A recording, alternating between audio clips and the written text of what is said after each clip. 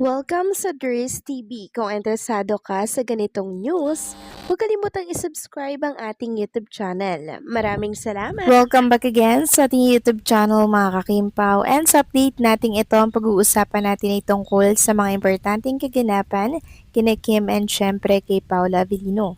Pero bago po ang lahat, maraming salamat sa inyong patuloy na pag-support at pagsubaybay sa mga daily update natin.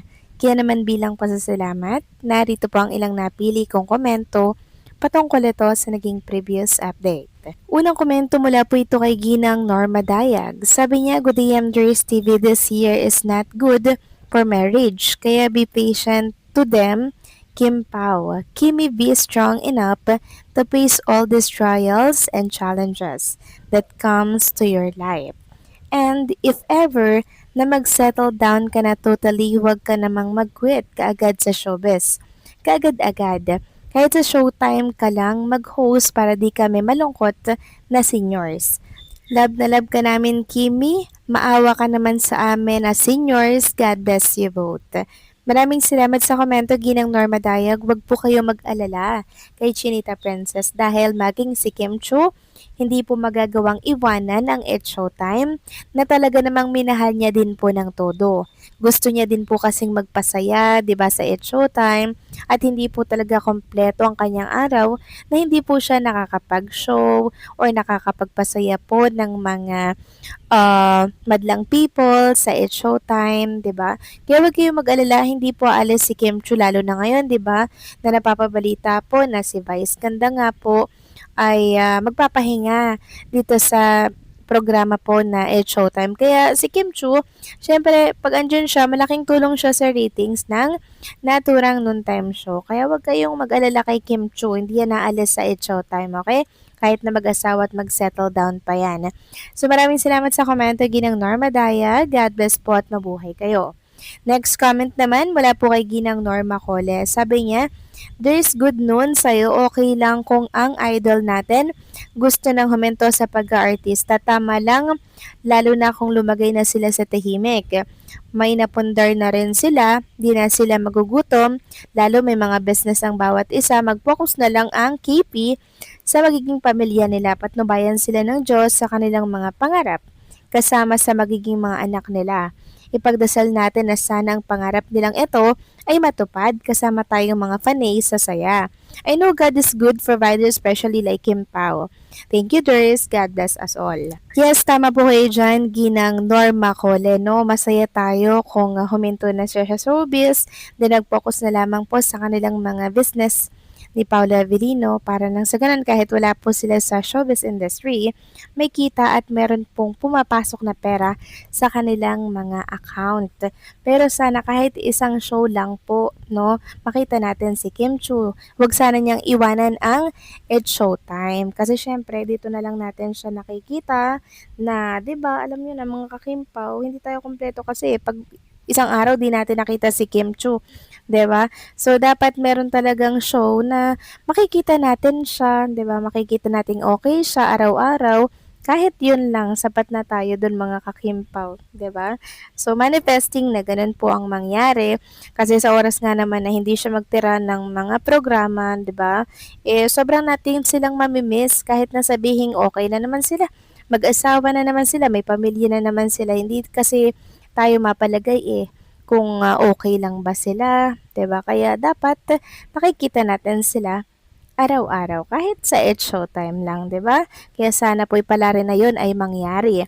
So maraming salamat sa komento, Ginang Norma Cole. God bless po at mabuhay kayo. So ito na nga, pag-usapan na natin ang mga balita po na nakalap natin sa hapong ito. Tunahin na nga nating pag-usapan ang ganap kay Kim Chu sa It's Showtime. So day 2, present ulit si Chinita Princess. Suot nga po itong napakagandang damit na parang borda-borda to, no?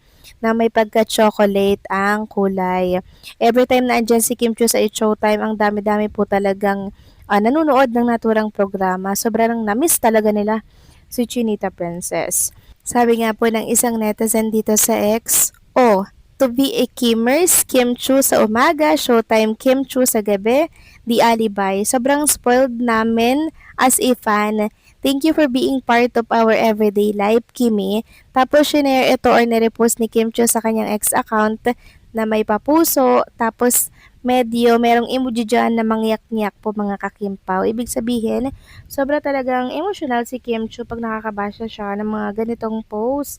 Talagang sobrang na-appreciate niya mga kakimpaw yung pagmamahal ng mga Kimpaw fans kay Chinita Princess. Samantalang may panawagan po si Carlos Miguel para po sa mga Kimpaw fans na nagmamahal kay Kim and Paolo.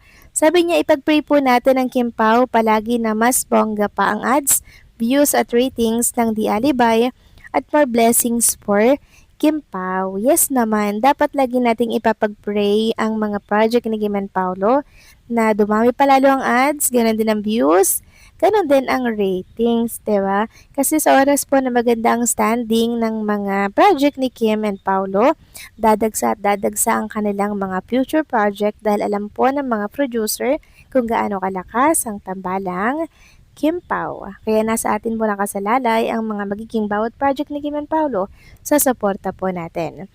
Samantalang next topic naman, pag-usapan naman natin ang tungkol dito sa isa sa mga naging ex ni Paolo Avellino na kung saan ay gusto daw ulit makatrabaho si Paolo Avellino. Naku, payag ba kayo dyan? Syempre hindi. Sabi nga dito, Casey Concepcion ay bukas raw sa idea na makatrabaho ang kapamilya actor na si Paolo Avellino sa isang proyekto sa pagbalik showbiz. Ayon sa ilang panayam, aminado si Casey na hangar siya sa husay ni Paolo pagdating sa pag-arte. Kilala si Paolo sa kanyang intense at versatile roles, kaya naman sinabi ni Casey na isa itong dream collaboration kung mabibigyan sila ng tamang proyekto na swak sa kanilang chemistry. Dagdag pa niya, masaya siyang makatrabaho ang mga aktor na nagbibigay ng bagong hamon sa kanya bilang artista. Sa tagal na rin ni Casey sa industriya, gusto pa rin niyang mag-explore ng iba't ibang klase ng roles at naniniwala siyang isa si Paolo sa makakatulong para mas ma-push ang kanyang acting range. Siyempre, dahil nga po sa balitang yan, agad pong umalma ang mga Kimpaw fans na kung dati may chemistry sila nung wala pa si Kim Chu, ngayong nandyan na kasi si Kim Chu mga kakimpaw, di ba?